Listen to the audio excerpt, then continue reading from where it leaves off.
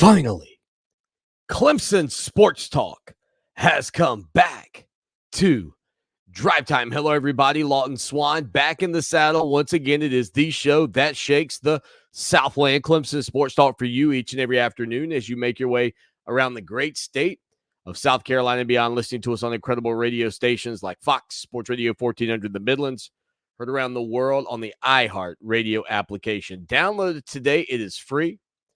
The website, put the .com on it. Doggone it. That's ClemsonSportsTalk.com. 803-450-0086. Again, a little programming note, if you will. Tomorrow we'll be on the air, but we'll be traveling the highways and byways. So hopefully on Friday afternoon, Dabo Swinney doesn't shock the world and go out and take the Texas A&M job. And then I'm going to be sitting here sounding like a goofball, not talking about that. So you don't ever have to call back. Now, the odds of that happens, slim to none in my opinion, right? I gave you the rundown of that a couple of days ago here on the program.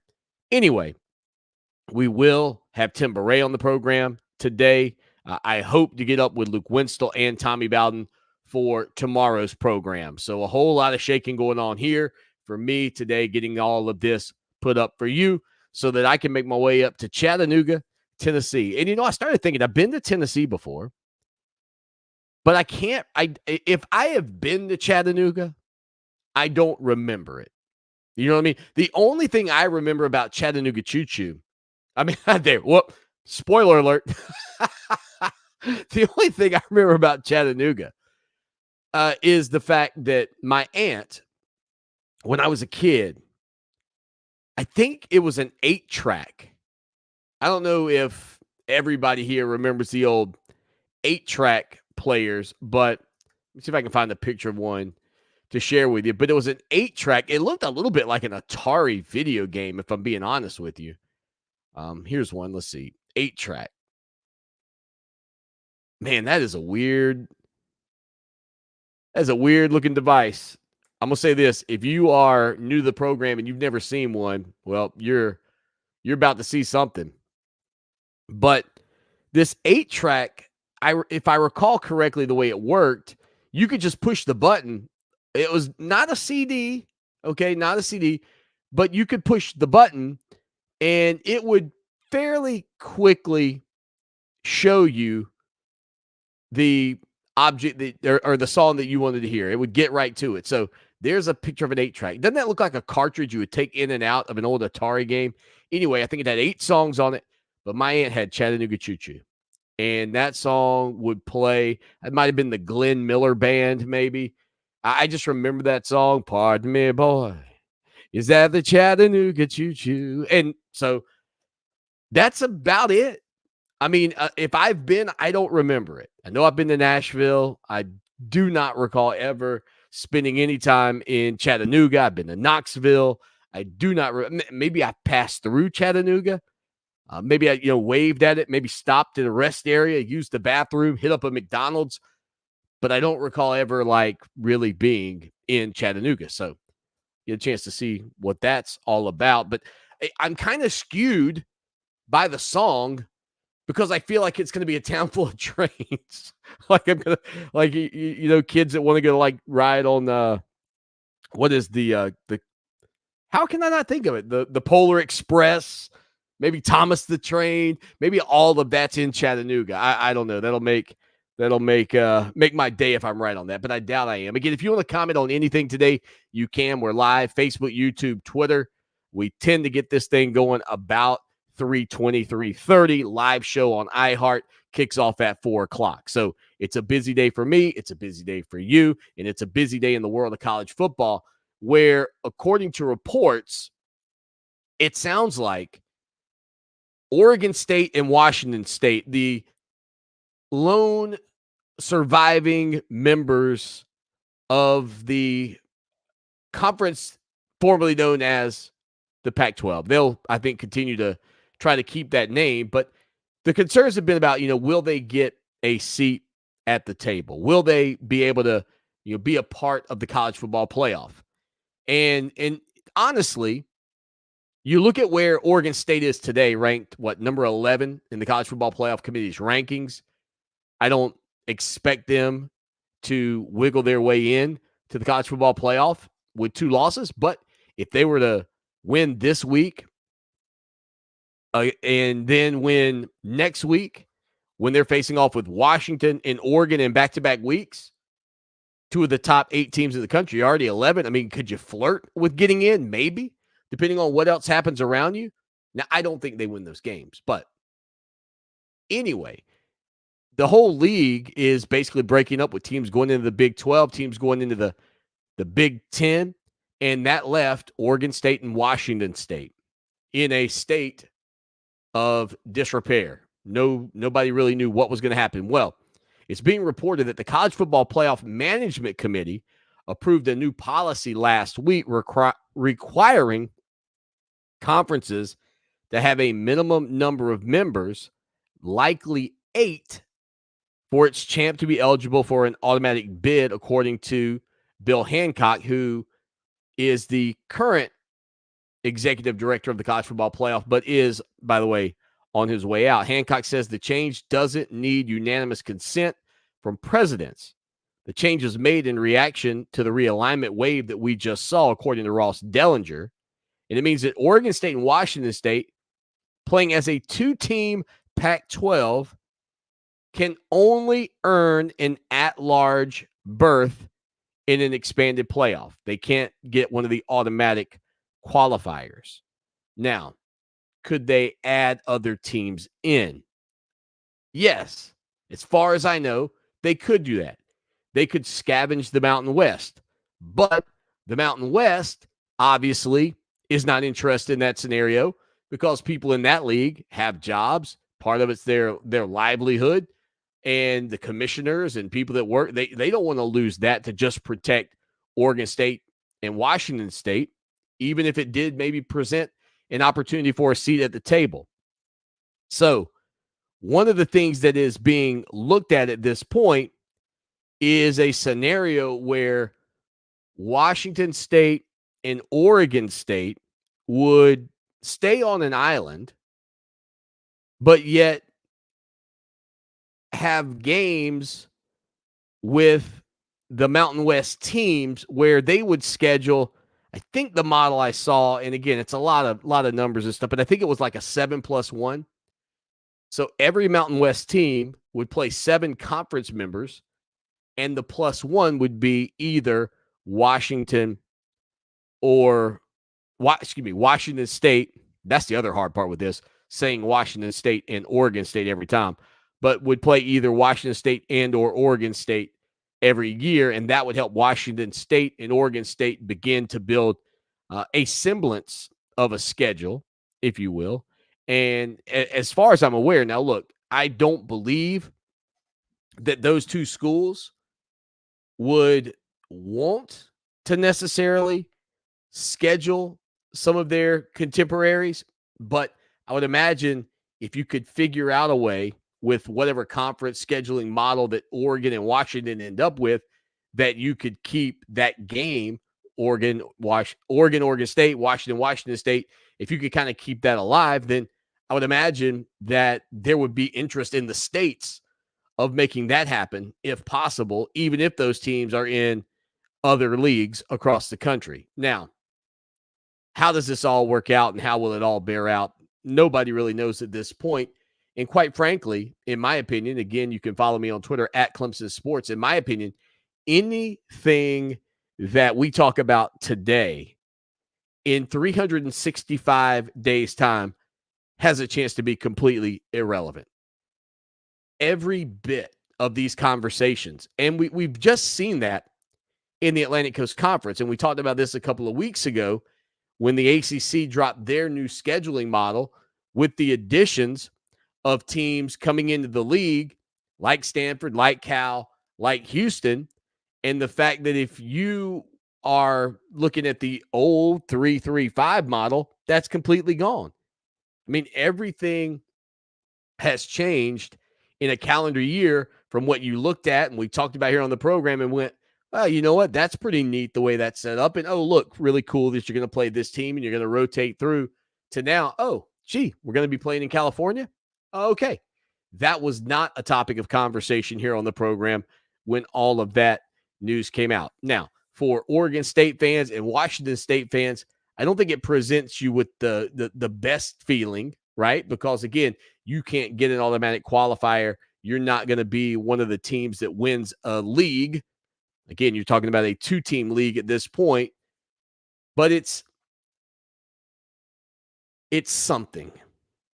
And I think that they need to continue down whatever path they can to not just have a scheduling partnership with the Mountain West, but I think that Oregon State and Washington State need to figure out a way to make it make sense to consume that league. And I know that means some people will lose their jobs and all of that. But the reality is at this point, the Pac-12, as we know it, is the conference that's really more so defunct.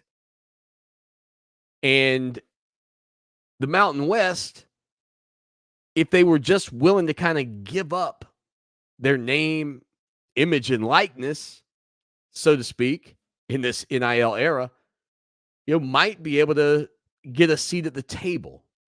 And so that, I think, is probably the negotiation that you need to continue to watch. How do the Beavers and how does Washington State, the Cougars, how do they handle this ruling that they do have a seat, but it's not an automatic qualifier? And what's their schedule going to look like? According to Dennis Dodd, multiple scheduling models have been discussed, including that 7+1 setup that I mentioned earlier. That, I guess, came out from Yahoo Sports. The latter would not count towards Mountain West standings, and neither Oregon State nor Washington State would be eligible for the league championship. And additionally, they could not be eligible for automatic bids in the 12-team college football playoff.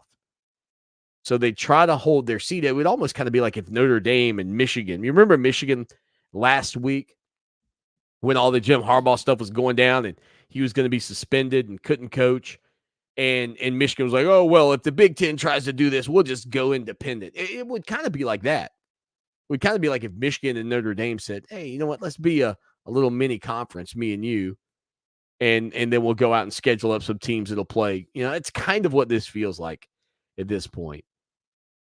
Now, the Pac-12 or the Pac-2, as I understand it, do not have a television contract that extends beyond 2023. The Mountain West, right now with this situation, according to this article, would be considered the strongest group of 5 conference. And remember, it wasn't all that long ago that we were talking about the strongest group of 5 conference being the American Athletic Conference. Remember, they were trying to be the Power 6. Well, they lost 4 of their top flight teams, if you will, right? And the reality of that move, or 3 of their top flight teams, I guess, but the reality of that move has been that those teams have not materialized playing at the next level. So the Mountain West deal comes up with Fox and CBS Sports in 2025, and so that's why they're potentially looking at a 2-year agreement with Oregon State and Washington State to kind of bridge this gap for everybody, because Oregon State and Washington State don't have a place to play right now either. I just think that, logically speaking, if I'm a Mountain West school, you think about what you see happening right now with James Madison, where the NCAA came up with the ruling that James Madison is not going to be bowl eligible. And when they signed the dotted line to move up, that was part of the deal. Like, they knew. It wasn't like they got in there and then all of a sudden they're reading through the tiny print and go, what? What do you mean we're not bowl eligible? I mean, when they made the move up, somebody pointed that out to them. Are we clear? Yes, sir. Are we clear? Crystal. It was crystal clear that they could not be in a bowl. And they had to sit out, I believe it's a 2-year period where you're not eligible. My argument with that, and again, I understand that the rule exists, but my argument with it was, what does it hurt? We already see that teams that are not in the Power 5 can't jump into a Power 5 league and compete. Why would anybody think that a team jumping up from the football championship subdivision to the football bowl subdivision is all of a sudden going to come in and be able to compete? So that lends me to this. It's not about, and you know this already. You're not dumb. You're hanging out with me. This is not about the NCAA or any entity, right, trying to keep James Madison out of the college football playoff. This is about the other teams not wanting to give up a spot potentially to a new team. That's what this is about. But my thing is, even though James Madison would be there this year, if they were to continue to win out, and by the way, game day this weekend, right? James Madison and I think App State. But either way, when you're coming from the smaller division to the upper division, I can't see logic in this at all, outside of just trying to protect yourself if you're the bigger division from somebody snaking a spot. And kudos, it worked. But the fact that you look at what's happened with the American Athletic Conference in the Big 12, it's more shocking to me, quite frankly, that James Madison has had the type season that they've had so far, just given the totality of the gap that I believe exists, not just between Group of 5 and Power 5, but FCS and FBS. I mean, honestly, that's the thing for me. 803-450-0086. If you want to weigh in on anything we're talking about, you can. Preston's in the house. What's up, big guy? How are you? And Kyle, the honey man, hanging out with us as well. Honey man. That man's got all the honey in the upstate, people. Hit him up. I'm gonna get some of that honeycomb. I already said it. I don't really care about the honey. I mean, I want honey on the comb, but you don't have to put honey in a jar. Just put me a big slice of honeycomb in a Tupperware. I'm guessing they're still called Tupperware. I don't even know. Matter of fact, I'll be honest with you. A lot of the Tupperware in our cabinet is when I go to the Chinese restaurant. I'm glad they don't serve it in a little box like they have on TV. You see the little, everybody's always eating them with chopsticks in a box. They sometimes will put the rice in that, but the food's always in a nice little Tupperware. The problem is eventually the Chinese Tupperware boxes and the regular get mixed up, and then Lord have mercy. You talk about a stressful start to your morning. Trying to match up a top of a box before you get out, for your lunch for work. Jeez. If you don't have to take lunch to work, I don't take it often, possibly because of the stress of that adventure at 7, in the morning. But if you don't have to take a box to lunch, and go through that stress of that moment every day, kudos to you. You're living the good life right now. All right, 803-450-0086. We'll hit a break here as we are live on Facebook, YouTube, and Twitter, as well as on the iHeart radio app. Stay with us. Woof. I'll tell you what, I did like yesterday, I did a little drop, and it made it so easy to cut it up and repurpose the show.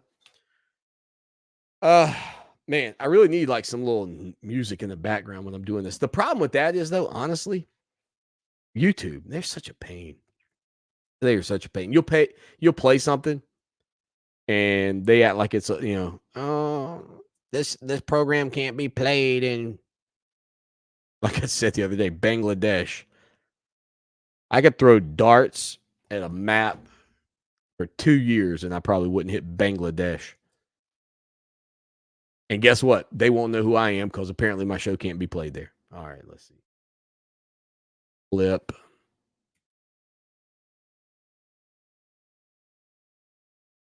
Segment 2. You know what else, honey man? I'm gonna be honest. I mean, so if I see sometimes on TikTok these guys that are like, their job is to like go out and take bees out of the wall in their house or something like that. I'm assuming like if you had that happen, could you consume that honey if you want it? Is that, or is that not safe? Or is there something you have to do to it? Like if you find it in a tree in the woods, like Winnie the Pooh, are you good to go? Like if I walk up on the honey, I can? Okay, good. Great.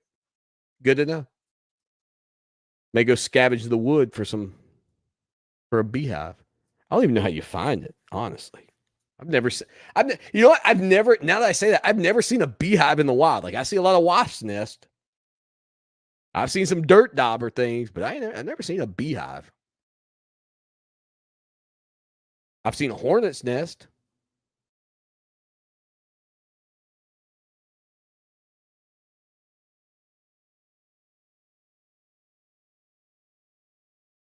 Come to think about it.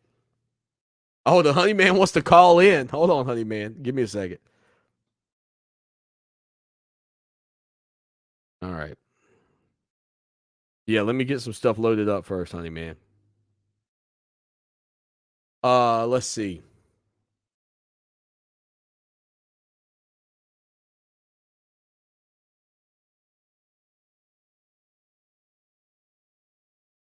That drop this file in, honey man. Once I get the first segment in, I'll the phone lines. This is the part I hate. I need to do this before I connect to you guys, but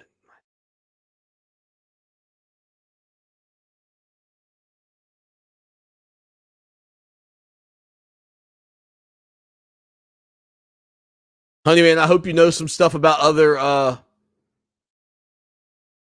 other insects. I guess they're insects, aren't they? I don't know what you call them. I'm gonna ask you. I'm gonna ask you some questions now. As soon as this thing gets rolling. Come on.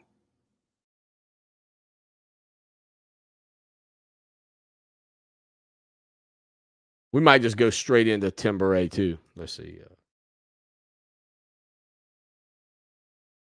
Because I told Tim I'd call him at 4. So we'll do this segment with the honey man, and then I'll call Tim Beret.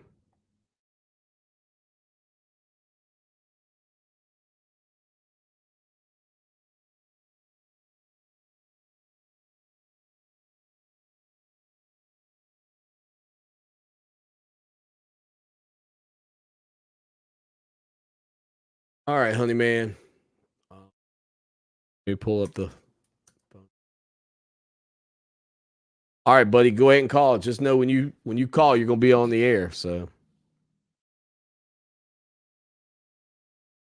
I will await your phone call. 803-450-0086.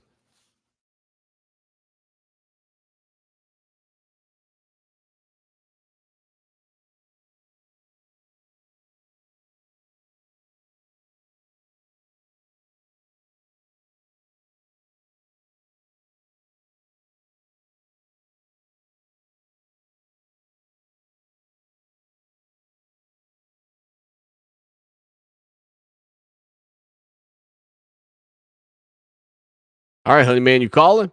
I gotta record.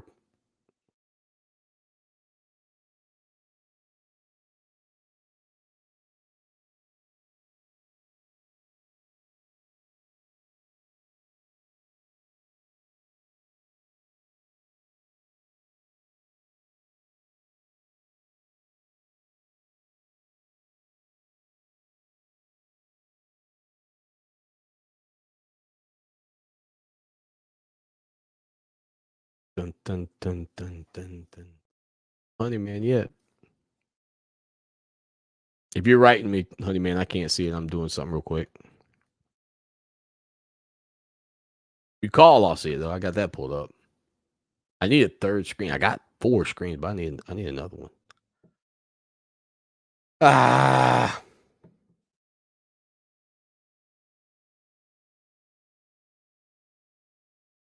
All right, here we go.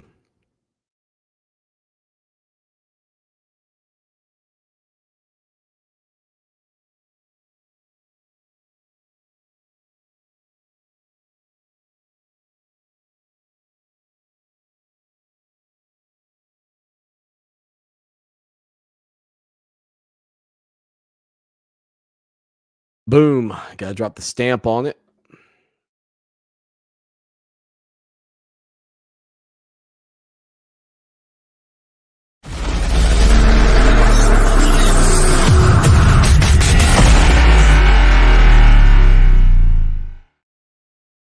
Rolling along on a Thursday afternoon, legendary Clemson SID Tim Beret joins the program in just a little bit. Can't wait to catch up with him. Always a good time talking about your Tigers. Again, Clemson getting set for their matchup with North Carolina in Death Valley coming up this weekend. The Tigers with a 3-game homestand to wrap up the year. This is it, the final home game for the seniors.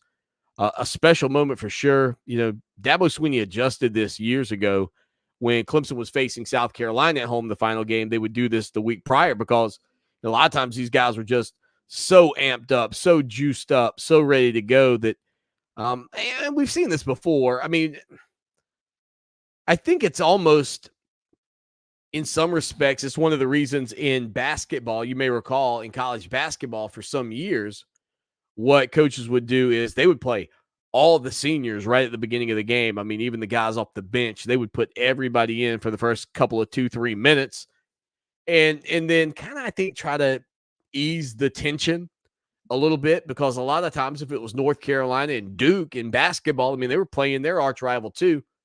Well, in football, what Dabo Swinney decided to do was just shift it up a week. And Clemson's final home game, and maybe it wasn't necessarily a week, maybe it was even 2 weeks, but they wouldn't really do the big pomp and circumstance for seniors during the week of the Clemson South Carolina game. And that makes a lot of sense. I mean, you know, in football, unlike basketball, it's not a situation where you've got this, you know, this feeling that if you get down 7 or 10, you can't get back. In basketball, I like to say everybody makes a run, especially in the NBA. You can watch an NBA game, you're down 18, stay tuned. Unless that thing balloons up to 35, everybody makes a run in the NBA. College basketball is the same. You can come out of the gate with, 5 seniors on the court, get down pretty big, but then still get back in the game and ultimately win the game.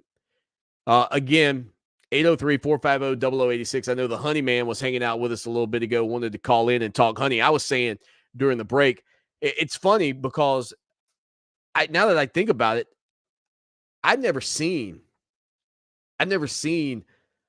a beehive like in the wild. Like I don't, again, in fairness to beehives everywhere, I don't spend a whole lot of my life like wandering in the woods. Maybe in the 1800s, walking up on a beehive was a little more routine because you weren't sitting inside behind a computer doing a radio show.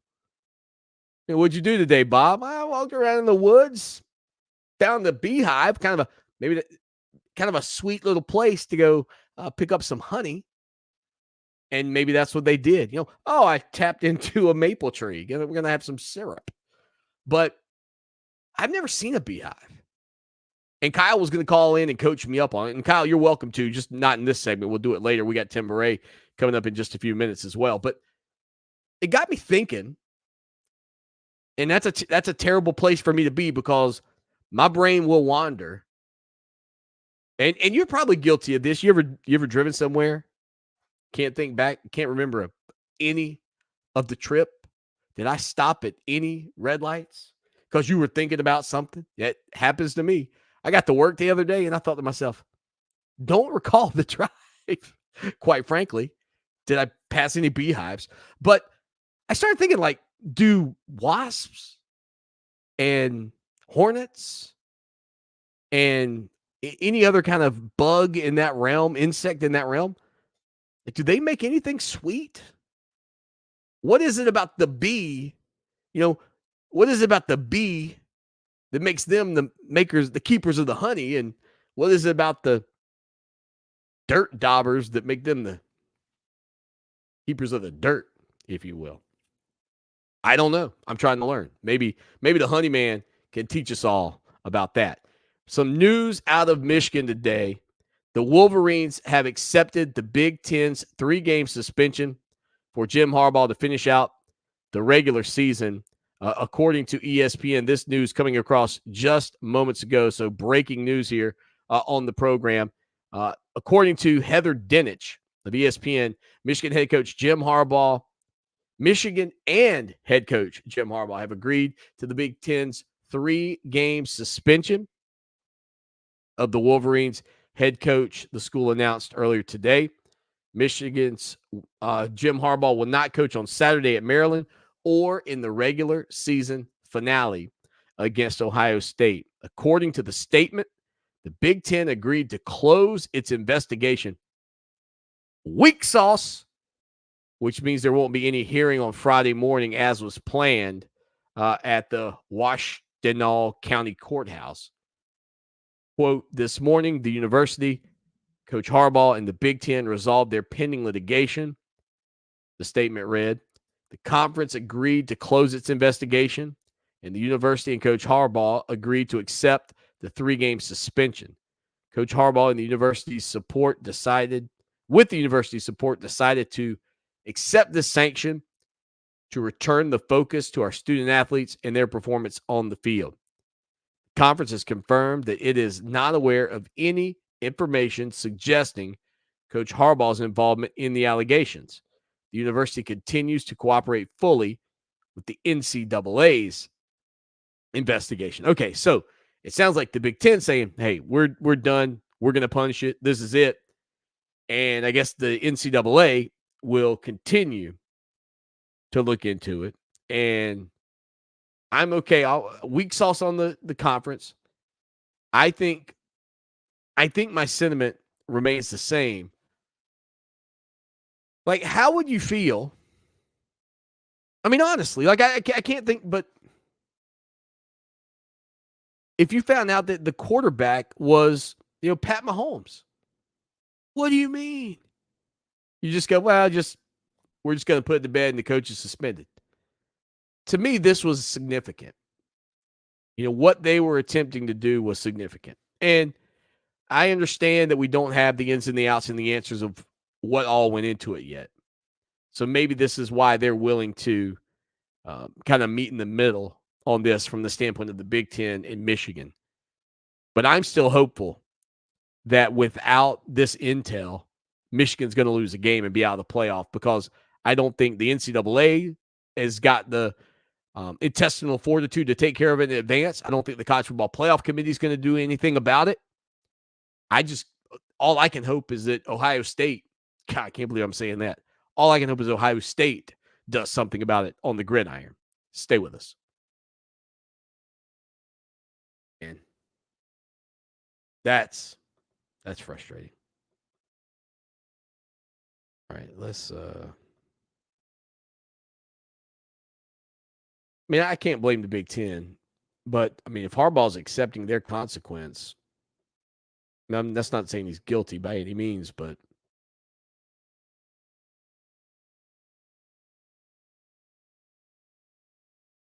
I know this: if I didn't know or I didn't do it, I mean,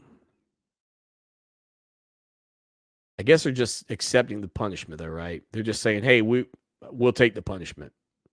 We're not going to continue to argue it, so we can focus on the games." Doesn't mean he's innocent. Does not mean he's innocent. Doesn't mean he's guilty. Just means they're ready to move on, I guess. But I wish the Big Ten. That's my thing. But I guess if you're Michigan, like if this is Indiana, the Big Ten probably go, no. We're gonna make sure we punish you the right way, Indiana. We're gonna punish you the right way. Because Michigan, one of your bell cows, we'll just let you guys move on. We're good. We're good here. We've decided we're gonna punish you and you've accepted it. We're good. I don't know. Not sure how to feel. So the university withdrew its legal challenge. That literally, I just saw that pop up.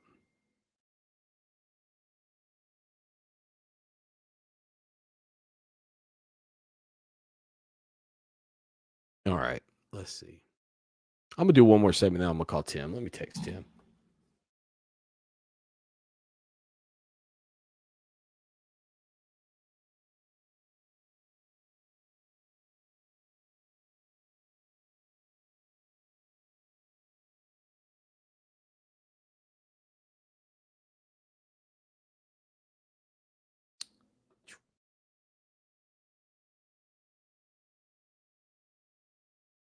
Going to be a little weird, but we'll do it. You guys get to see how it's all made.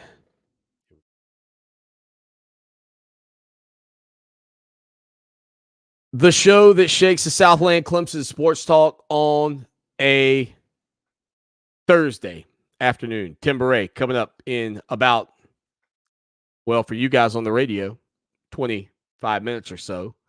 For everybody hanging out with us here live, we'll be talking with Tim in just a few minutes. You say, what do you mean live? Well, you can watch the show on YouTube, Facebook, and Twitter as we put it out each and every day.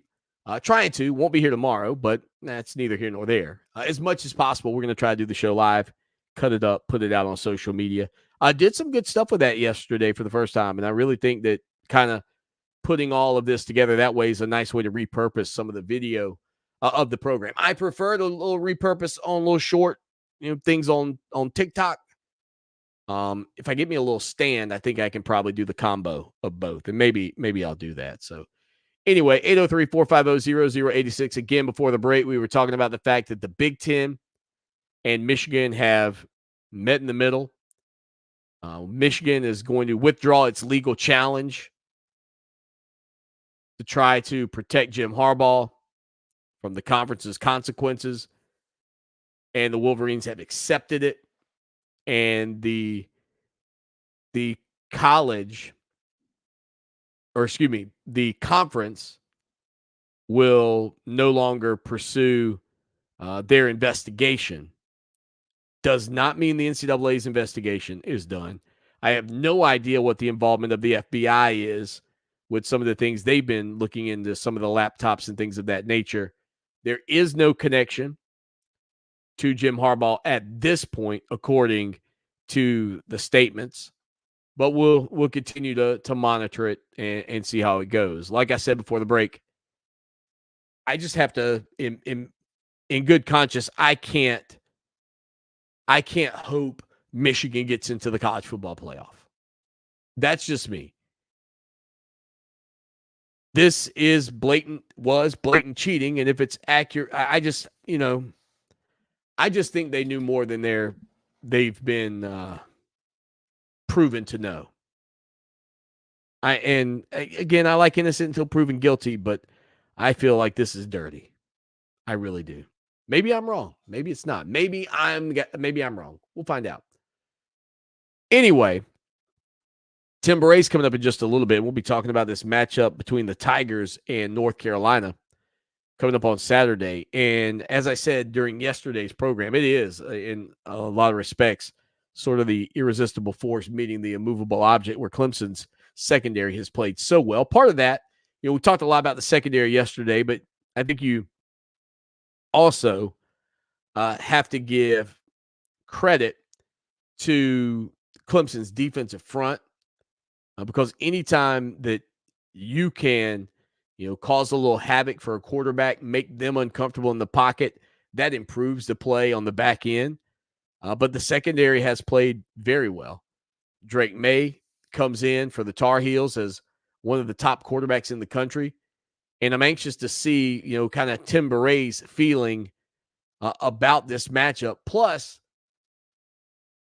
they put out, I think it was the Clemson Tiger Athletic Network, put out a video of Don Munson on the call. And we played the call here on the program maybe on Monday of Tyler Brown's incredible touchdown reception against Georgia Tech. And what was amazing about it, William Qualkenbush, who joins us on Mondays, was in the booth. Reggie Merriweather's in the booth. Obviously, Tim and Don Munson are in the booth. And then in the backdrop is Ben Milstead from Out of Bounds with Qualk and Ben. He's kind of doing the production, I guess, of the game. Everybody in that room is like super excited about the play that's taking place. Super excited. And then there's Tim Baray. I just have to know, like, is there anything that happens that he jumps up? Because Tim just kind of goes, he made I can't remember what his little statement he made was, but he said a little something like, whoa, what a grab. And he just starts taking notes. Like, Qualk is up like, yeah. And everybody else is, I mean, I think Reggie Merriweather's clapping, if you hear like clapping in the background. But yeah, like, what would it take? Did Tim Baray get on his feet when Deshaun Watson hit Hunter Renfrow for a touchdown? Was he? You know what? Tim may not have been on the call for that game. I know Tim was on the call for the 2018 championship game.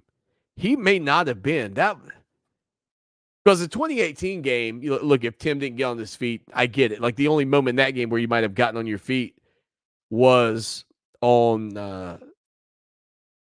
AJ Terrell's pick six. And that was very early in the game, like the fourth or fifth play of the ball game, pick six. Maybe you jump up there, but then the rest of the game, I mean, you're starting to really pull away and get comfortable in that sense. But yeah, we'll find out from Tim Baray about that. Plus, with North Carolina, remember the situation with Tez Walker, who transferred and was going to be forced to sit out for North Carolina, but then was allowed to play. Man, he had a huge performance against Duke the other night. 7 receptions, 162 yards. Now, he didn't get in the end zone, but he has been a monster for North Carolina this year. And I know he was banged up for a couple of ball games, but let's see. Against Miami, 132, 3 touchdowns. Against Virginia, 11 receptions, 146 yards. And again, coming off of his largest game receiving last Saturday against the Blue Devils, 47-45 double overtime matchup, 7 receptions and 162 yards for Tez Walker. So we'll talk with Tim Baray about all of that here on the program in just a little bit. Again, it is Clemson Sports Talk. It's Fox Sports Radio 1400 in the Midlands. My sister's hanging out with us. She says it's awesome that the listeners get to see how the show's done doing it like this, how we slice it and dice it occasionally. We do. With Thanksgiving coming, that's exactly what we do. We slice and dice here on a Thursday. Stay with us. All right, so Tim Baray, then I got to come back. That's going to be weird for you guys. Weird for anybody watching the stream. Now, because I'm able to cut it up with those bumpers, when I put the 2 hours together later, it'll be fine. What time is it? 4:12. Okay. Should be good. Oh, man.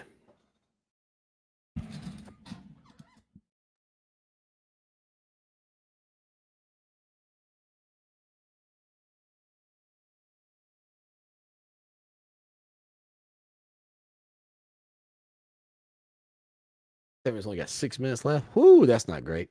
That is not great, Bob. 1, 2, 3, 2, 2.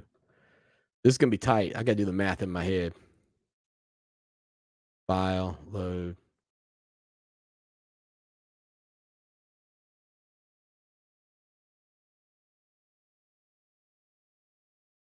Oh gosh, that's tight. No, it's 33. I should be good. If I get rolling right now with Tim, we go ahead and get started with Tim. So do this. All right.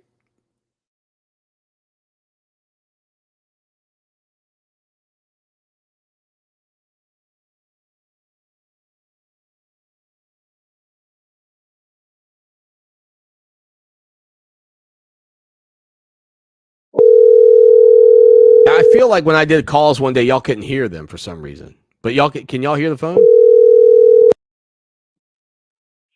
Hello. Hey Tim, how are you, man?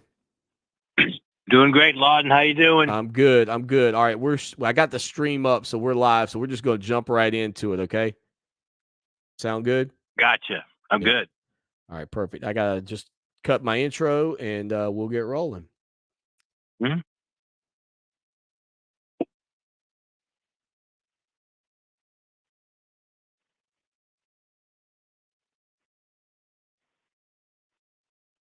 It is hour number 2.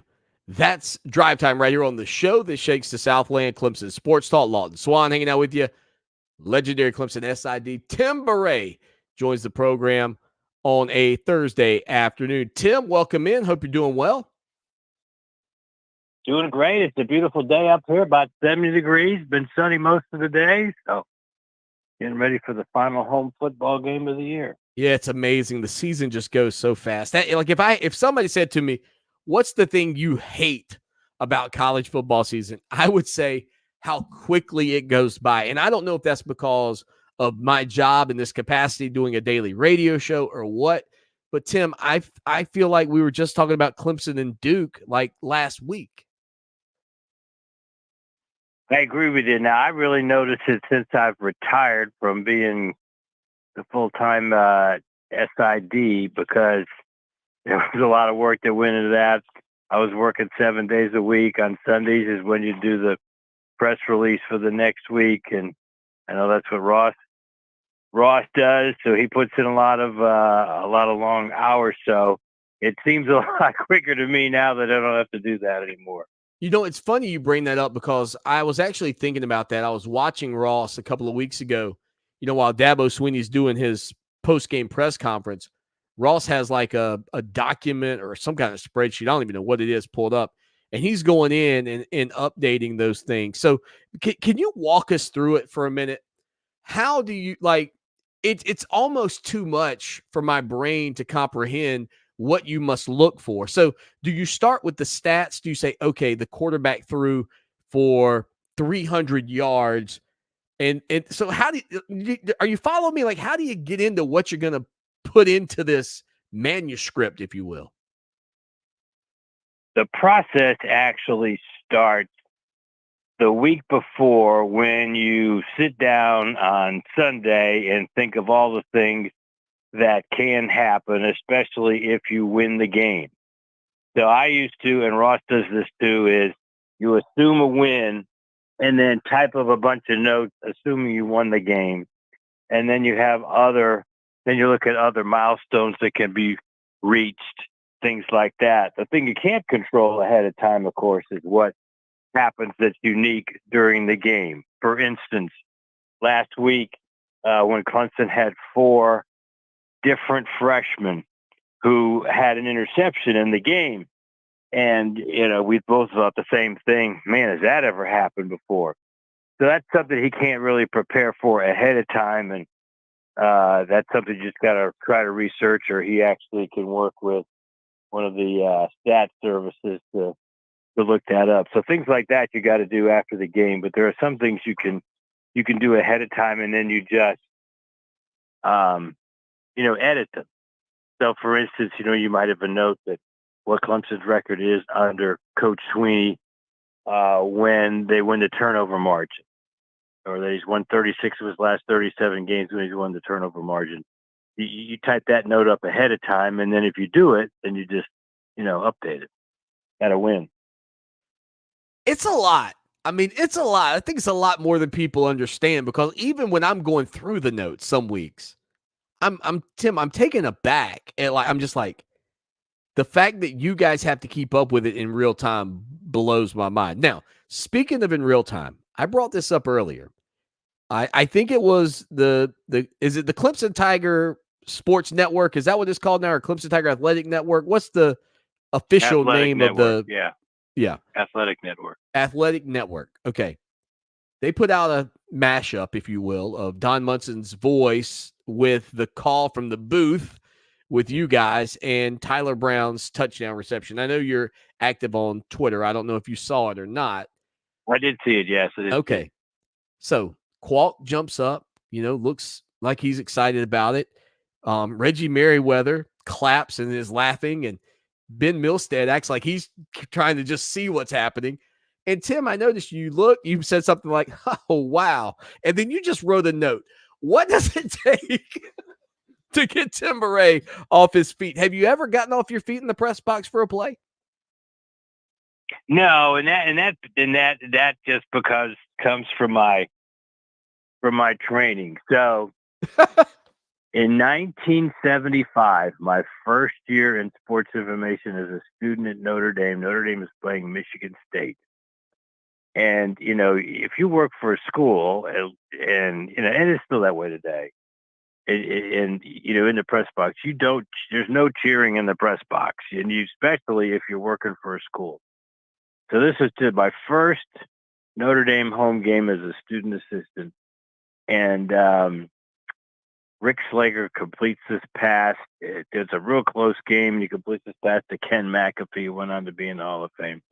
And I just shouted out something.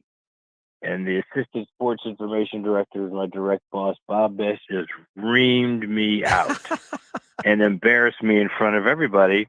And so since that time, I've just been pretty controlled. Now in the radio booth, you can get a little bit more.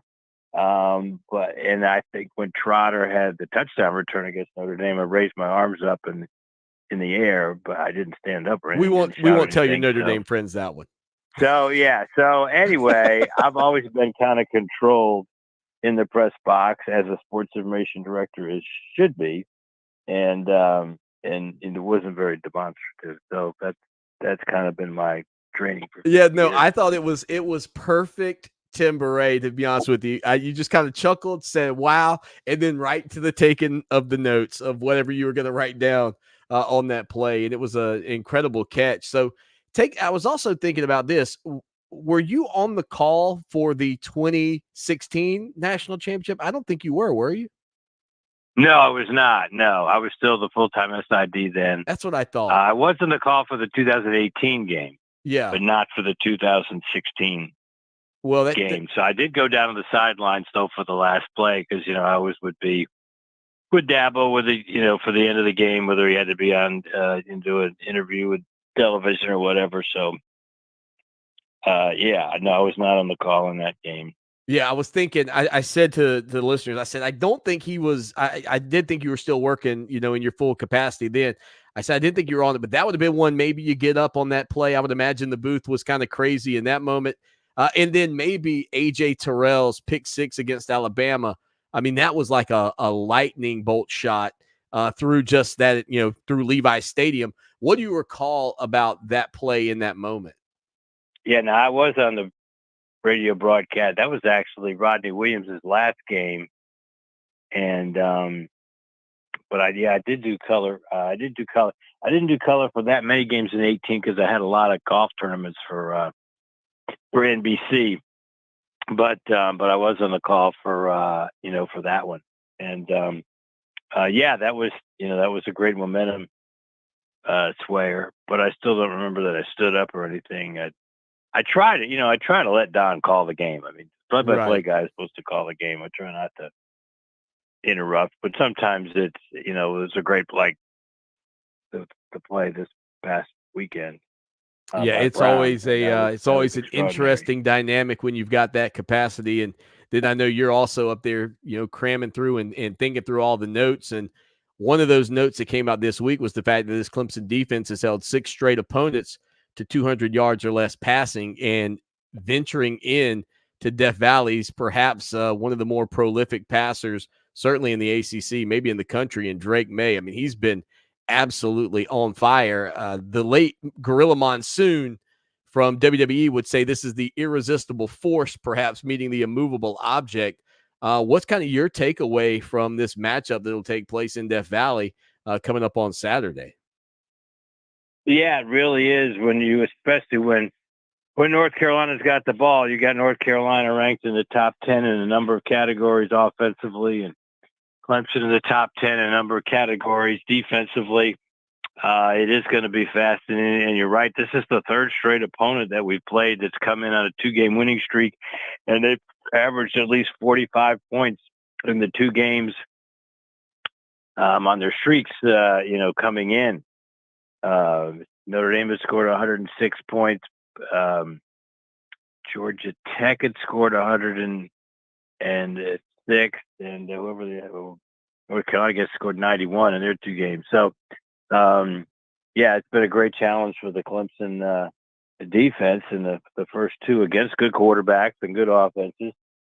The Tigers have done a great job defensively with a young defense, especially last weekend, the Notre Dame game, we saw 3 freshmen in the secondary. And as I alluded to earlier, 4 different freshmen had interceptions last week against Georgia Tech. And that's the first time, we don't even know the last time it happened, but one of those Stats Inc.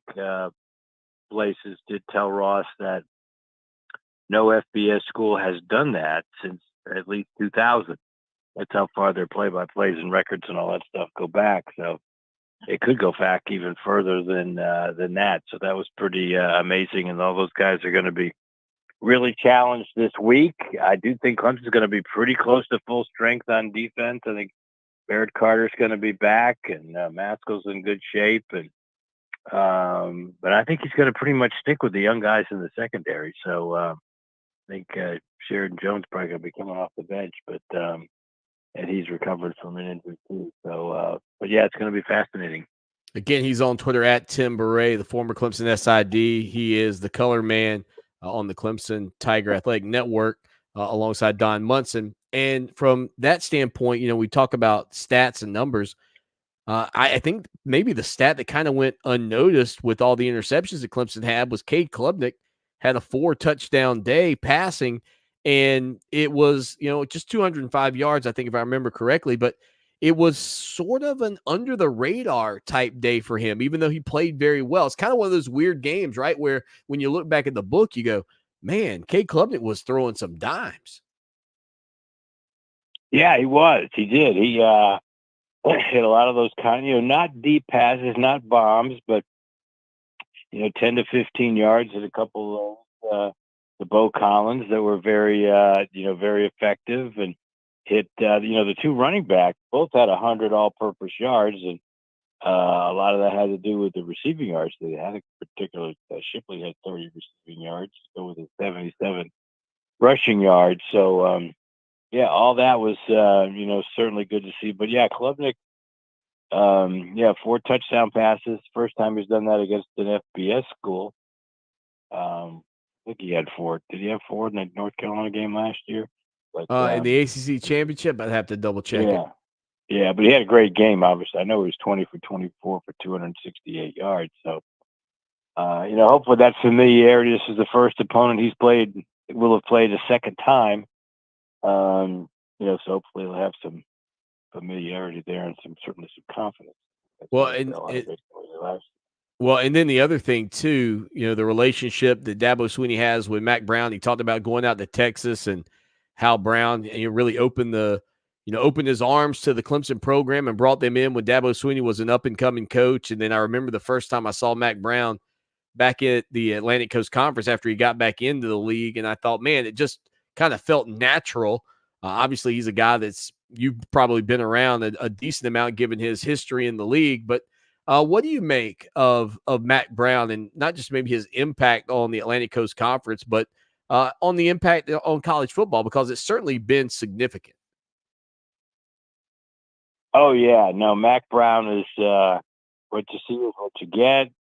He does things the right way. I got to deal with him the most when he was a broadcaster for a couple of years. He did one of those Friday games at Syracuse, and so no, he's just he's been a terrific coach. When you look at what he's done at North Carolina, even right now, and what he accomplished at the University of Texas, and won one of the great games in the history of college football, that 2005 national championship game against Southern Cal. So, but he's always been a guy that's done, like I said, did things the right way. Always there for the student athlete, the type of guy that that players know they can go in his office whenever they want and talk to him, and he's just a real down to earth guy. And as is Dabo, I can see why they are good friends and have a mutual respect.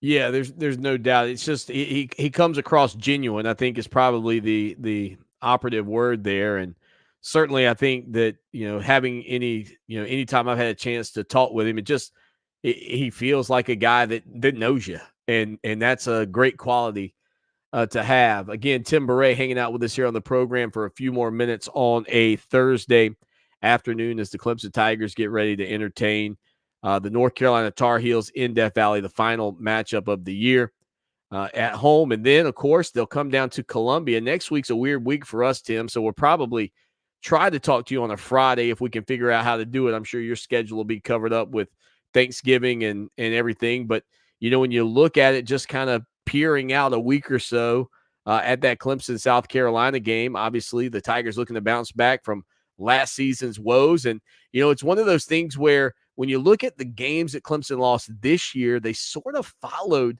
that same script that the loss to South Carolina did. It's almost like that was a premonition, if you will, of what's to come, where Clemson was a little sloppy with the football, and maybe they won statistically in all the offensive categories, except for the main one that you got to win in, and that's the points on the board. Yeah, when you look at the games that we've only lost 3 home games since 2013, a 1-pointer to Pittsburgh, a 1-pointer to South Carolina, and the overtime game this year to Florida State. It's pretty amazing. And, but then all 3 of those games were kind of similar in that we, had turnovers and mistakes that made the difference in the game. And now, of course, there was a long pass that Rattler, completed in the second half. That was a huge play. There was a fumble on a kickoff return. So, all those things, made a difference. I think Clemson jumped out 14-0. You don't see Clemson blow a 14-point lead at home very often. Yeah, matter of fact, the 14-point lead in that game, and they had a 10-point lead against Florida State, right? So 2 of those 3 losses, they had 10-plus point leads, which is rare. The Clemson loses at home with that. Yeah, that's right. So they were kind of similar, and Clemson did come back from it though, and win the ACC championship the next week against North Carolina. But that was a difficult loss to take. Plus, it was the final home game for the Clemson seniors. Although we don't honor seniors we don't have Senior Day for South Carolina anymore, which I kind of still don't understand. Your last game is your last game. It's going to be emotional regardless. But anyway, Right. no, that was, it ended a long streak that, Clemson hadn't lost to South Carolina since 2013, which I guess is the last time we lost to South Carolina and Columbia. Yeah, nope, you're all over it. And again, he's Tim Bray. By the way, I looked up K-Club, just 1 passing touchdown in that game against North Carolina a year ago. Nate Wiggins had that 98-yard kickoff return, interception return. Phil Maffa had a touchdown. Kay Klubnik had a rushing touchdown, and Shipley had a late rushing touchdown. There's some field goals, I think, mixed in with BT Potter there at some point along the way. Tim, always appreciate it. Thank you so much. Enjoy the game this weekend. I know Tiger fans all over the state and all over the country will be listening to you and Don on the call, and we look forward to talking to you next Thursday here on the program. Sounds good. Look forward to it. Again, Tim Beret hanging out with us here on the program. 803-450-0086. So for everybody hanging out watching the show live, man, that's good stuff from Tim Beret, no doubt about it. We are going to hit a break here momentarily, and then I'm going to bounce back, and I'm going to have to dive in and hopefully get this final segment in. It is going to be tight. The window. I looked at it. I said, oh, yeah, we got this. And now I'm looking at the clock. It's like, we'll find out. We'll see. We'll see. Can I get the JOBDONE, the job done, and get that segment into iHeart before it goes on air? We're going to try. We're going to hustle.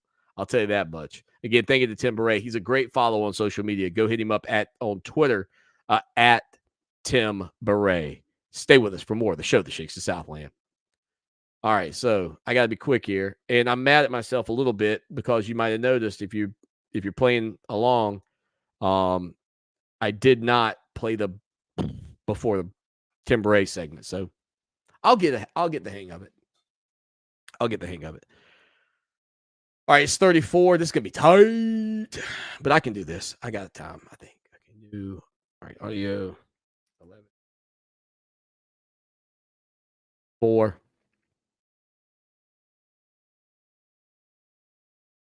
Go. I'm going to remember to play the little thing now.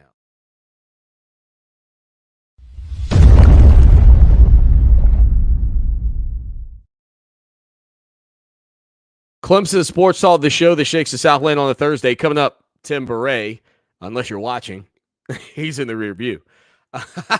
So anyway, and for those of you catching the second stream when we put it in the 2 hours online, it'll look good to you. So thank you. By the way, support our sponsors like Kaufman's. You can check them out. Kaufman's Meeting Place here in Columbia, Lexington area.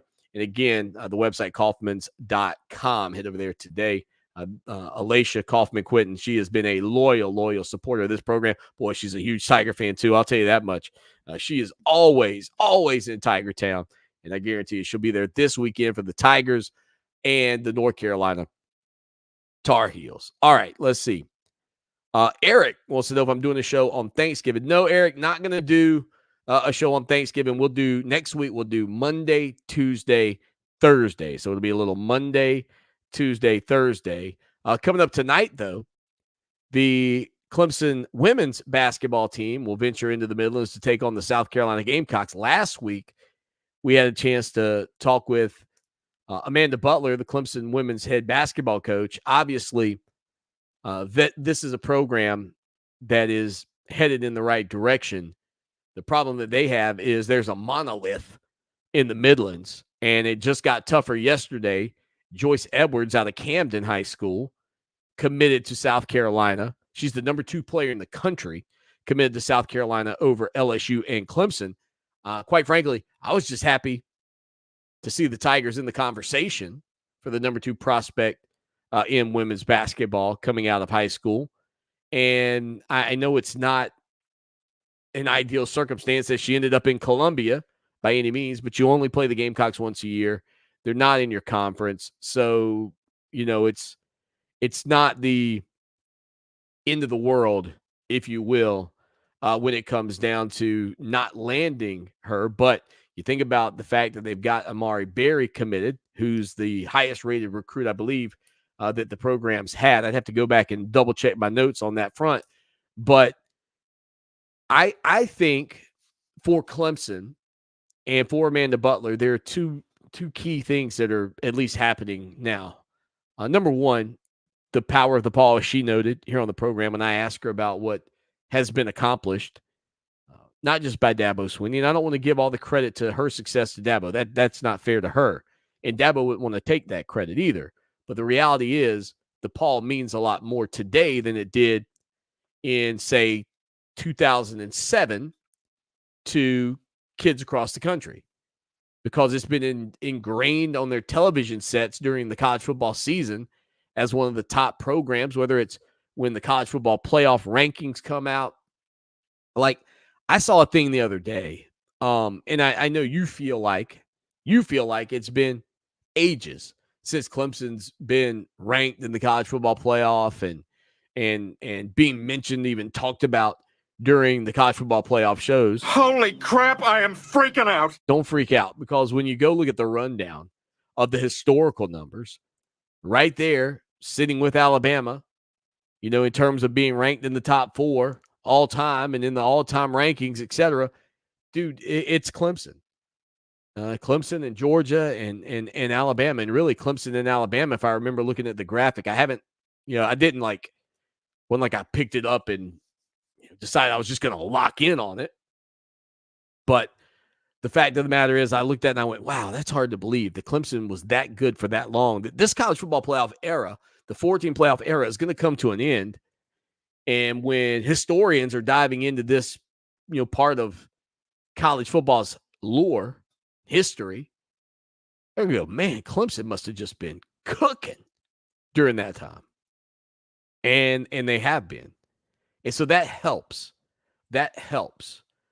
But then you've got a coach who's obviously performed very well during her time at Florida, and she's in her 6th year at Clemson. It takes time to build a program. This was a program that was an absolute embarrassment, is what it became. And I don't know where the blame should fall. I've heard tales and innuendo of some of the reasons that say Atora Umo Coleman wasn't successful, because I thought when they brought her in, she had been a product of Jim Davis's system. She had been on 2 of the most successful Clemson women's basketball teams ever. And I thought for sure, if given the amount of time, given an amount of time, that she would be successful. But that didn't materialize. And it really bothered me that she didn't get more opportunity. Christy McKinney, to me, like people badmouth Ken Hatfield all the time.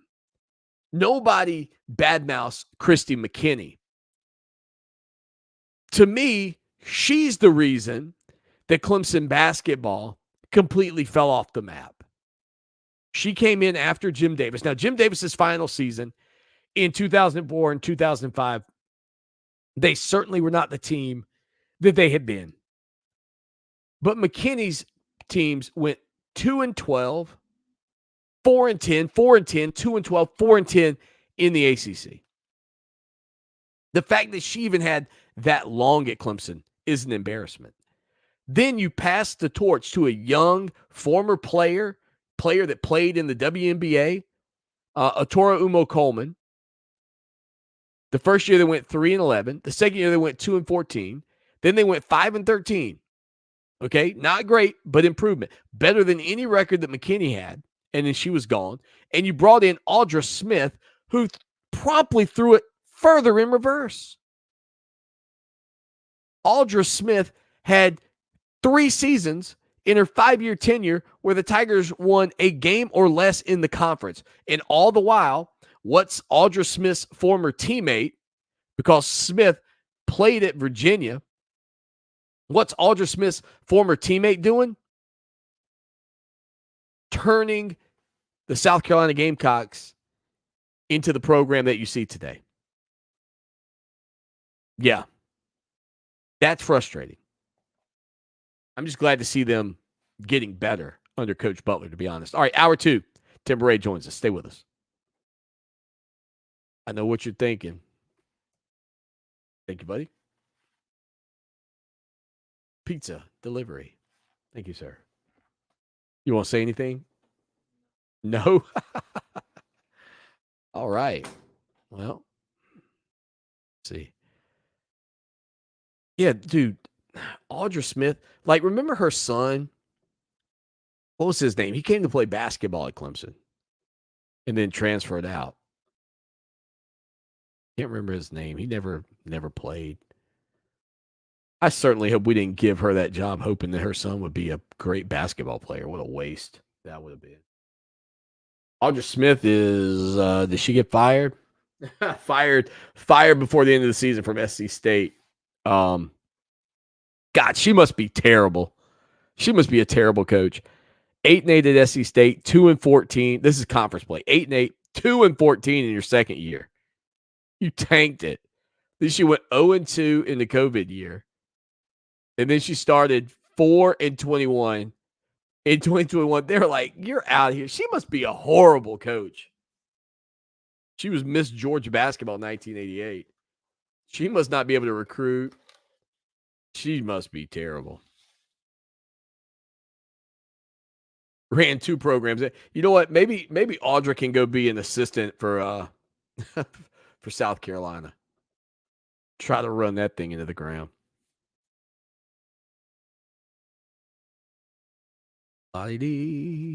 Got Mod Pizza here.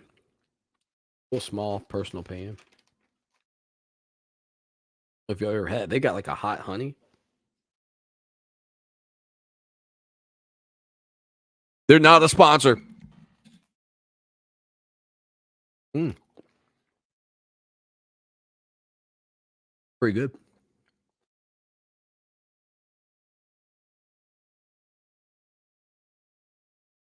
Oh boy, gonna be tight here. 3 minutes. After this, I'm good. Because then I'll load Tim Beret up. And then, well, there we go. We're in. We're good, people. We made it. Celebrate. Have a bite of pizza with me.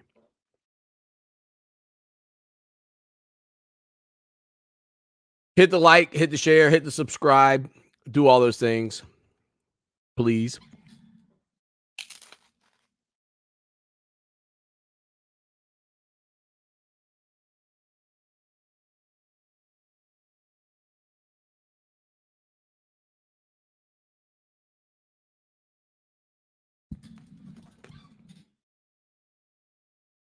It's a weird pizza, but I like it.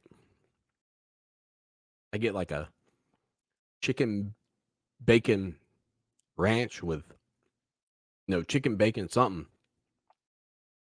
Barbecue. And then I don't even like blue cheese, but you got to put blue cheese on it. Sets it off. All right. We should be good to go on iHeart. Now.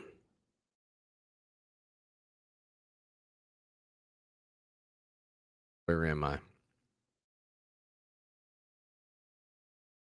Race segment. Where did it end? Got it. Perfect. Saved it. All right. Drop it in. Give me a few more minutes here. Drop Tim in. All right. Hold on. Eat one more bite of pizza, then we're going to do this thing. 2 more bites.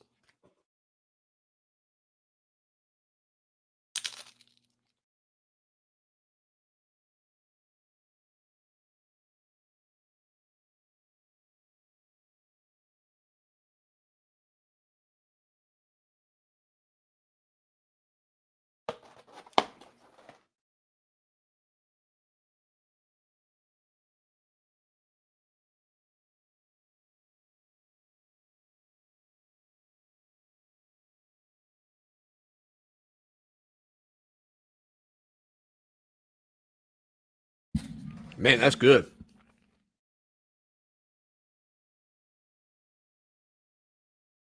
Hit that subscribe. That's a mod pizza. Barbecue base, mozzarella, gorgonzola, chicken, red onion, barbecue swirl, and Mike's Hot Honey on the side. Good stuff. Mod Pizza, if you're interested in being a sponsor, would love to have you. I don't currently have a pizza shop.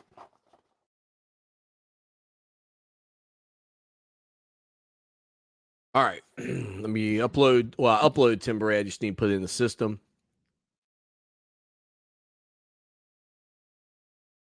Now you're really going to see how it's made. Let's see. Go to Fox Sports Radio. Let's listen.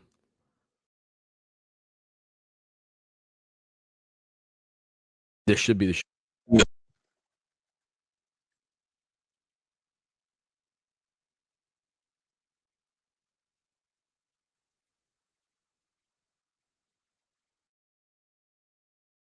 I'm talking women's basketball. What's up?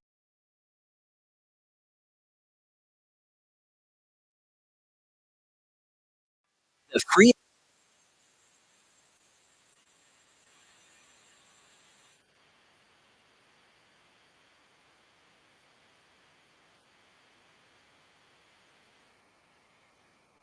Clemson.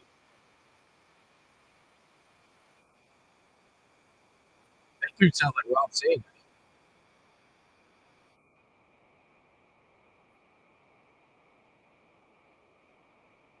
What is this?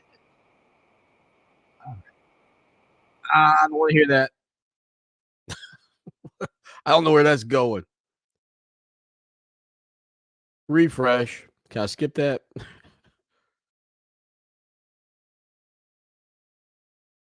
Not headed any direction I was interested in.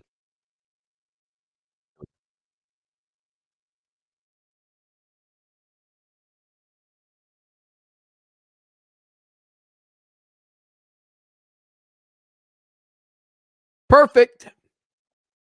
Perfect. This is how we make the sausage.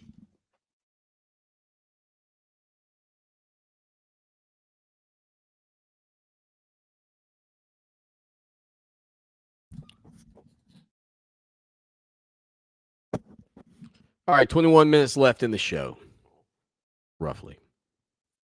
Tim Bray segment's loaded.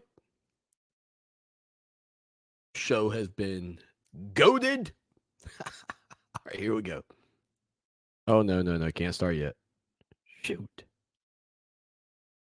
Gotta get this segment queued up. 11, 16, 23. Segment 6. All right.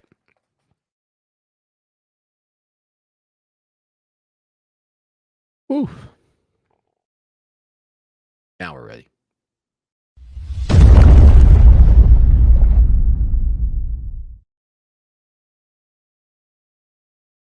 Back at it on a Thursday, the show that shakes the Southland, Lawton Swan. Thank you to everybody hanging out with us live, being a part of the show, YouTube, Facebook, Twitter. Share it. Subscribe to our channels. Find us on TikTok. That's where we're really trying to grow. I need 1,000 followers on TikTok. Now, according to ESPN, Florida State plans to retire Jameis Winston's jersey in their final home game coming up Saturday against North Alabama as Florida State honors the 10th anniversary of the 2013 national championship team. And this speaks volumes to me about your concern over the grant of rights in the ACC, because how many of you really feel like that Florida State national championship team that came into Death Valley and kicked Clemson and Brent Venables' defense up and down the field, how many of you really feel like that was 10 years ago? And that's my point. When we talk about timelines in sports, these things move quickly, much quicker than you think. Winston won the Heisman Trophy that year as a redshirt freshman, leading the Seminoles to a 14-0 record, and then having a game-winning touchdown drive in the national championship game, the final BCS national championship game against Auburn, where he hit Kelvin Benjamin late in that ball game to win it. Winston's career at Florida State was certainly marred with strange events surrounding him. That's for sure, including a situation where at a student union was standing up on a podium. I feel like this happened like our first year on the air, right? It was our first year on the air, and was shouting obscenities that ended up getting him suspended. He also had the incident with the crab legs where he went into a Publix and appeared to take the old 5-finger discount on some crab legs. And now, honestly, we're in the realm of college football 10 years later, where if you're eating crab legs and you're one of the big stars on the football team, your buddies are probably trying to figure out why you cheaped out on not getting the lobster. I mean, how much has it changed? He will become the 11th Florida State football player, however, even with all the baggage that he had during his tenure there. Played baseball as well, you may recall, including Fred Biletnikoff, who the Biletnikoff Trophy is named after, Ron Sellers, Ron Simmons, Deion Sanders, Charlie Ward, Warwick Dunn, Chris Winkie, Derek Brooks, Terrell Buckley, and Marvin Jones. Florida State began retiring jerseys rather than numbers back in 1997. Most of those names may have been familiar to you, except for Ron Sellers and perhaps Ron Simmons, unless you're a wrestling fan. And you would know Ron Simmons from his time not only in the WCW, but also in the WWE. And just really one of the great athletes. I think Florida State fans, if you ask them who's one of the greatest athletes to come through there, a lot of people point towards Ron Simmons. So Jameis Winston getting his jersey retired. The other thing I was reminded of when I read that they were playing against North Alabama, obviously they've got their final matchup of the year against Florida coming up. But the Seminoles, by the way, number 4 ranked Seminoles, undefeated. Some people think they could lose to Florida, and that would be a huge victory for Billy Napier. Right now, Napier's tenure on thin ice, maybe.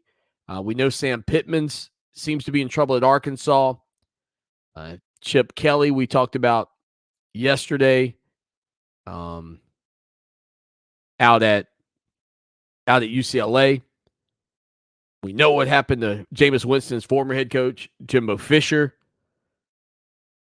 at Texas A&M. But changes are coming around the country. I mean, it's just a matter of time. As Dabo Swinney said, must be November, and it is. But one of the reasons when I was doing the What to Watch Wednesday segment of the program, one of the reasons that it was so hard to find 10 games, if I'm being honest with you, is because of the SEC and what they do with their scheduling practices. And so I got to shout out South Carolina here. I got to shout out Gamecock Nation. And, of course, if you're a Gamecock hanging out with us, thank you. So you can continue to peek over the fence at the best radio show in the nation. Just a handful of teams in the SEC playing anybody with a pulse this week. The teams playing somebody with a pulse. Georgia and Tennessee, that's on our What to Watch list. That's the 3:30 CBS. Florida and Missouri, that's a 7:30 ESPN game. And Kentucky and South Carolina, 7:30 SEC Network. Let me just read off the rest of the slate of programs that the SEC teams are going to be battling this weekend. Alabama's hosting Chattanooga. Ole Miss is hosting Louisiana Monroe. Mississippi State is hosting Southern Miss. Texas A&M is hosting Abilene Christian. Auburn taking on New Mexico State. That's better, but Arkansas facing Florida International. And LSU facing off with the Panthers of Georgia State. What a pitiful slate from the SEC this week. Good on South Carolina, Tennessee, Georgia, Missouri, Florida, and Kentucky for at least facing a conference foe. These teams that packed this last weekend with cupcakes, not desirable. Hate it. Absolutely hate it. Makes for a bad close to the season. You want to talk about watering down the end of the season? That junk is what waters down the end of the season, not an expanded playoff.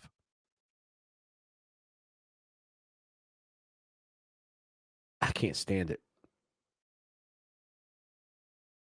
Oh, man, that pizza was so good. I feel like I need to eat another slice. I got 2 segments left. Can't beat 508, bro. I'm telling y'all. The day I beat 508, that's awesome.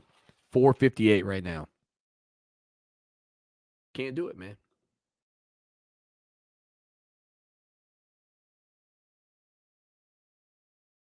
All right, hold on. I am going to take one more bite. I think that'll get me through. I go with the hot honey.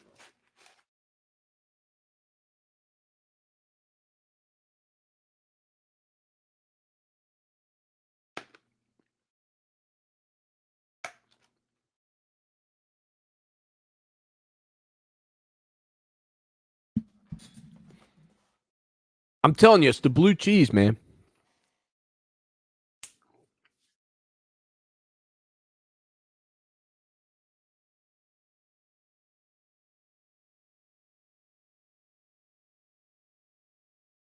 The blue cheese sets it off. What we got.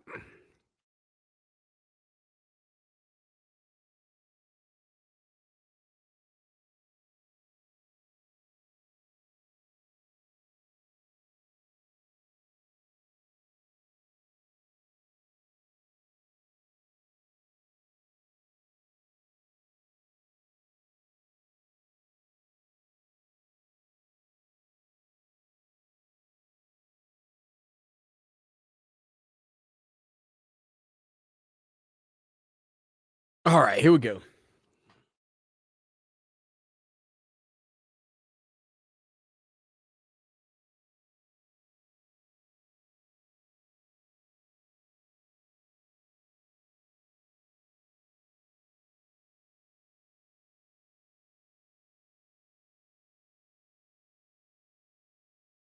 Rocking and rolling. I didn't do it. Dang it. That's all right. I can fix it for you. Did I do it last segment? I did. Okay.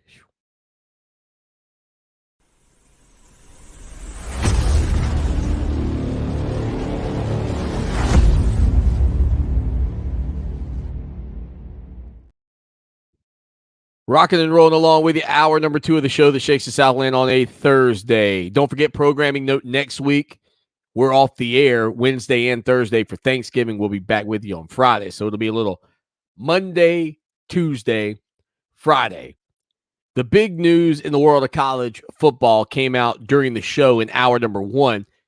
Jim Harbaugh and Michigan have accepted the Big Ten's 3-game suspension. Now, what this means, according to reports, is that the Big Ten will no longer be investigating Michigan. This does not take them off of the hook from the NCAA. It does not take them off of the hook from the situation where the FBI had, remember back at the beginning of the year, it's a weird thing with the FBI taking a laptop or something of a former staffer. I don't know what all that's got to do, if anything, with it. But according to the statement, the Big Ten agreed to close their investigation, which means there will not be a hearing tomorrow morning that was planned, and the case has been formally dismissed. Michigan will no longer be fighting against the Big Ten to keep Jim Harbaugh on the sidelines. Michigan says, we'll accept the consequence. Harbaugh's not going to be coaching. No legal challenge. This thing is in the rear view as far as, I guess, the Big Ten and Michigan goes. The hearing Friday morning was scheduled so that Michigan's attorney could try to argue before the judge their reason to have Harbaugh reinstated. The Big Ten statement said the commissioner's duty is to protect the integrity of competition. The commissioner's duty to protect the integrity of competition will never waver. Today's decision by the University of Michigan to withdraw its legal challenge against the conference's November 10th notice of disciplinary action is indicative of the high standards and values that the conference and the university seek to uphold. The University of Michigan is a valued member of the Big Ten Conference, and the conference will continue to work cooperatively with the university and the NCAA during this process. So again, it is by no means the end of the road for Michigan in terms of this investigation. What it is, however, is the end of the Big Ten's aspect of it. And Michigan is saying, okay, we'll accept the punishment at this point, which doesn't mean they're guilty, but it also certainly doesn't mean they're innocent. It did say, the article, though, did say that there was no tie. You couldn't, nothing right now at this point ties Jim Harbaugh to the cheating that was taking place. Offensive coordinator Sharon Moore will continue to coach the Wolverines. Did you guys see that ridiculous post-game interview with him? I'd play it on the air, but there's a lot of filth that they can't put on the air for you. But did you happen to catch that? I think Lowell, the producer extraordinaire, tweeted out something along the lines of RIP Coach Harbaugh, because that's the way it seemed. It seemed like Jim Harbaugh had died. This is for you, man. I was so over the top, so overblown. And I can't stand, if there's one thing I can't stand, I'm starting to really not be able to stand. I can't believe Michigan. This is probably the story of the century in the world of college football, in my opinion. I can't believe that Michigan has found a way to make me possibly like them less than I like Ohio State. Pow! Can you believe? I mean, that's where I am right now. I don't know what the dirtiest cheating scandals in college football have been. But if this stuff did happen, then it would have to rank up there. Michigan has a chance to earn their 1,000th win on Saturday if they beat Maryland. Defensive line coach Mike Elston said for Harbaugh not to be a part of that would be an absolute shame. Well, here's a strategy, Mike. Just lose. Stay stuck on 999, and then when Coach Harbaugh comes back, he can be a part of that 1,000th win, buddy. There's a solution to your problem. Just lose. And that's all I can hope. It's the opposite of Nike's statement. Instead of just win, just lose, man. I can only hope Michigan doesn't make the college football playoff because, as I said earlier, I don't think anybody's got the intestinal fortitude, the onions, as Bill Rafferty would say, to not put Michigan in. There's an old saying, if you're not going to stand, what is it? If you're not going to stand for something, you're going to fall for anything. Somebody's got to stand up.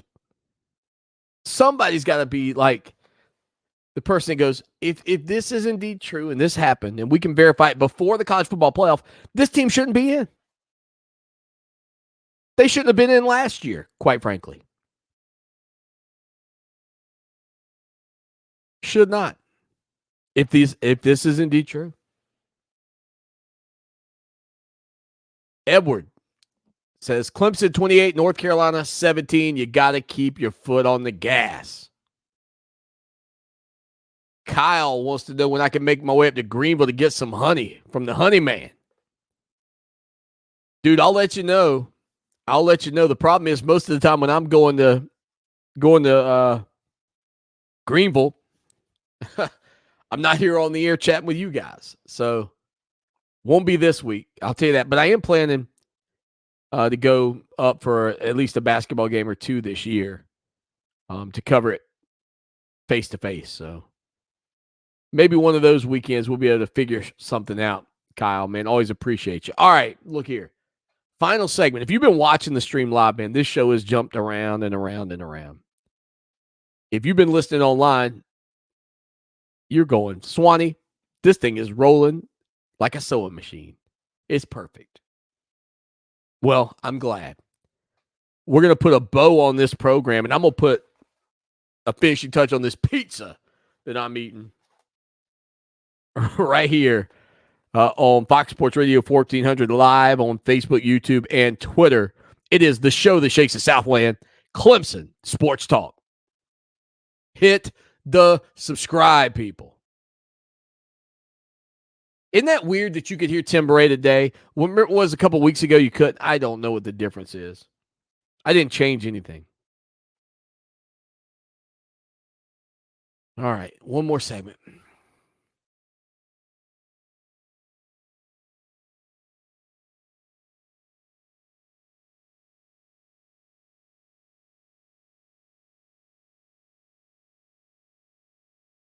Segment 7.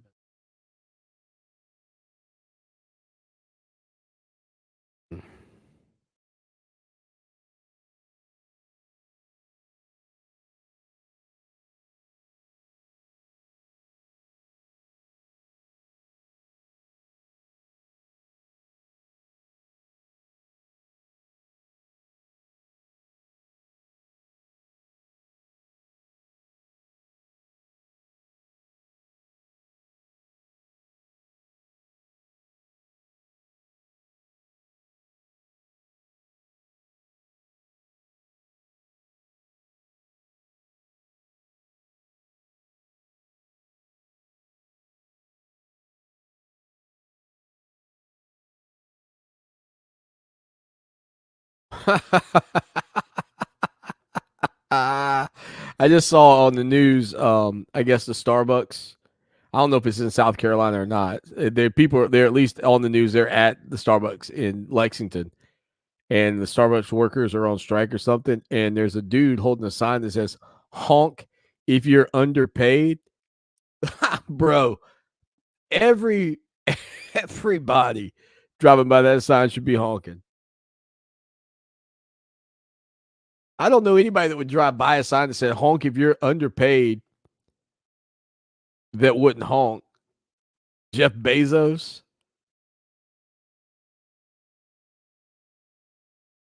I'm honking right here at my house. Honk, honk. Help, help. Honk. Get some people to sign up for the website. 6317 for a year. Let's go. Let's go. Honk, honk. Make me where I can drive by that and not be underpaid. That's what I want to do in my life. There is my new life goal. My new life goal is to drive by a guy holding a sign that says, honk if you're underpaid, and I can just blow right by that dude. Just wave at him. Not underpaid. No, not your boy Swanee. I'm rolling in the dough. Oh, wow. Honk if you're underpaid. Aren't we all?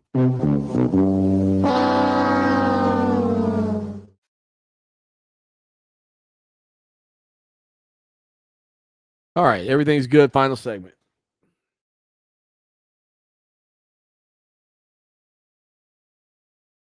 What is Murdaugh doing back in the news? Dateline series. Somebody said they tried to watch like there's a I don't know if Lifetime or somebody made a show of it or whatever, like a movie. They said it is awful. 11, 16, 23. Segment 8. All right, here we go. There we go.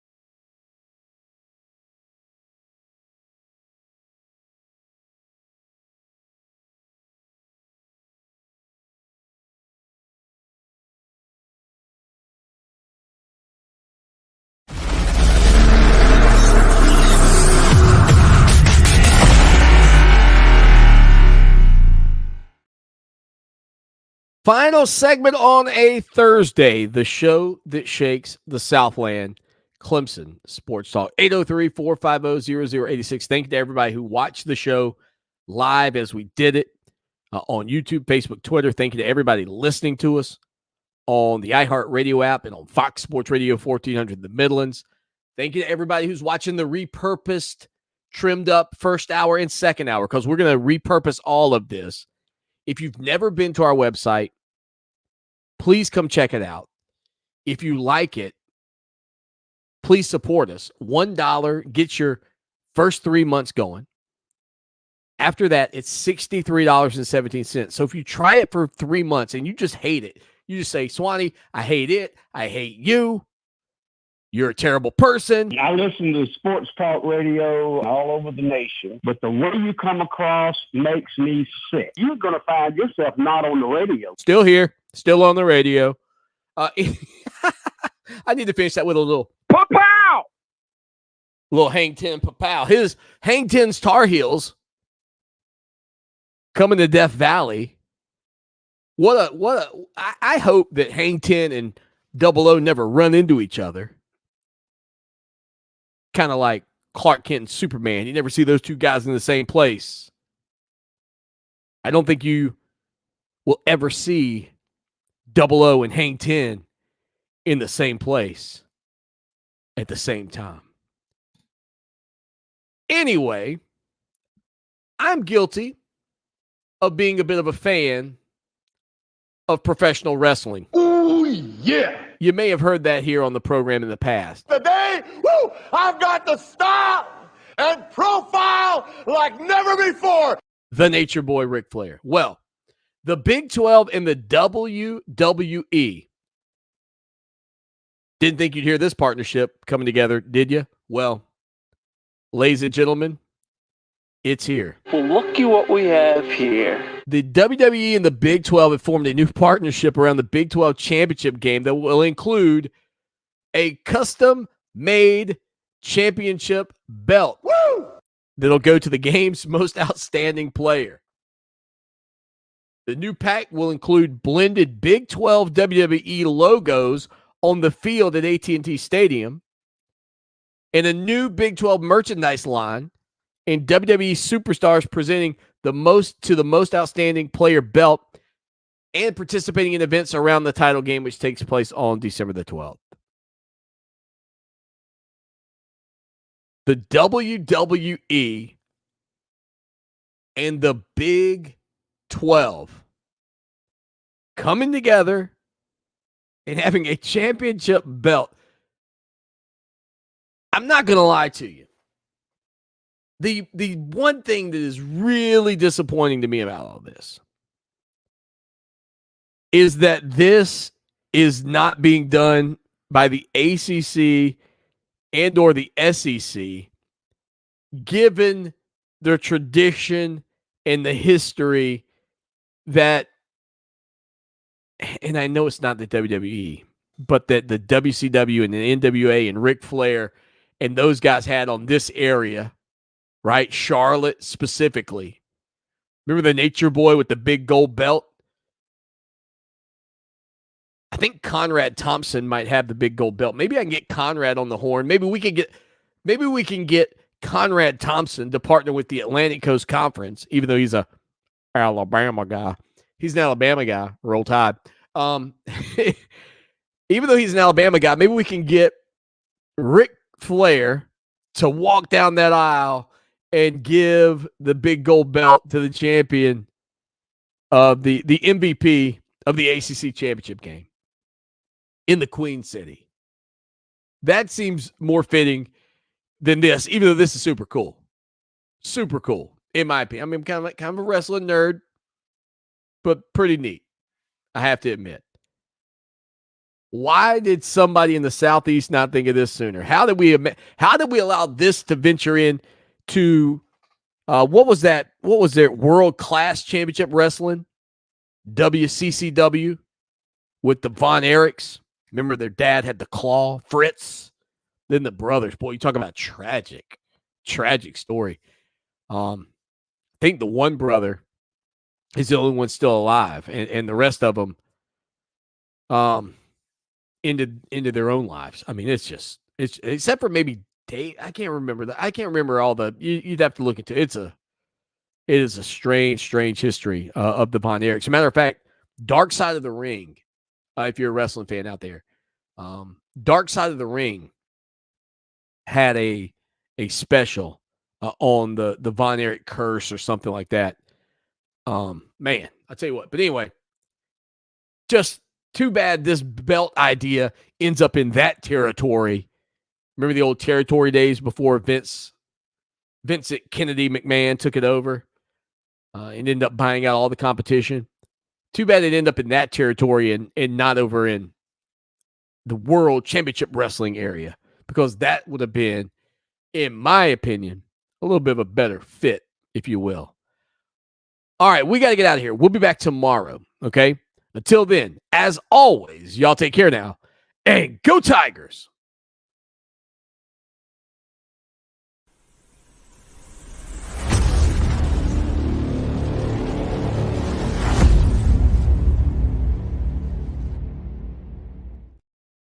All right, thanks everybody for hanging out today. It's different for sure. No live stream tomorrow, so don't worry about that. But we'll talk to you probably on Tuesday. Maybe Monday if I'm lucky, but likely Tuesday, okay? Y'all take care. Please go to the website. Please support us. Would appreciate it, and we will talk to you soon.